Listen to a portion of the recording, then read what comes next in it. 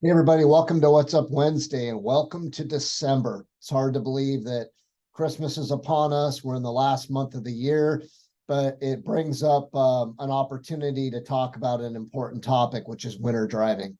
Now, as we're entering December, we're technically exiting fall. I know that I got a lot of feedback this year that animal strikes have been a real issue during the fall.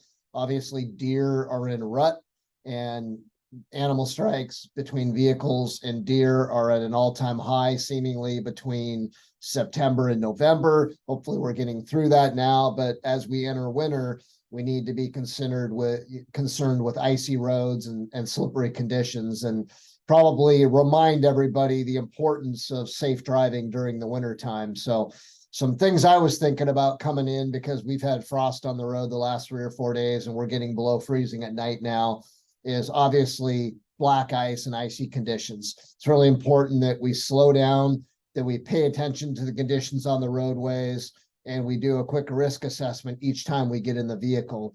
Now, in other parts of the country where there's lots of snow on the ground already, you're dealing with compound snow and ice and you have other problems.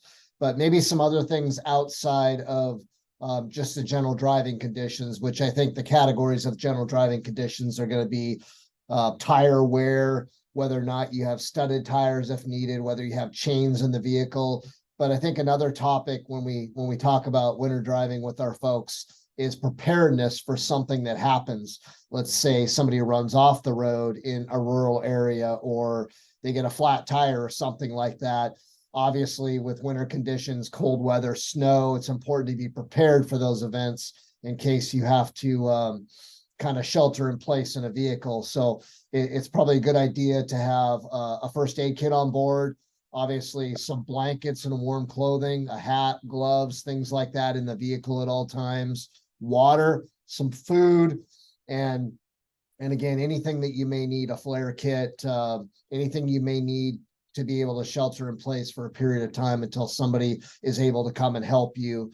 I know that with a lot of our projects, they're in the middle of nowhere and there's no phone coverage. So you can't rely on picking up the phone and saying, hey, AAA or 911, can you come rescue me? So these are things that we need to be thinking about. We need to revisit like we do every year. Take a look at your working in cold weather policy.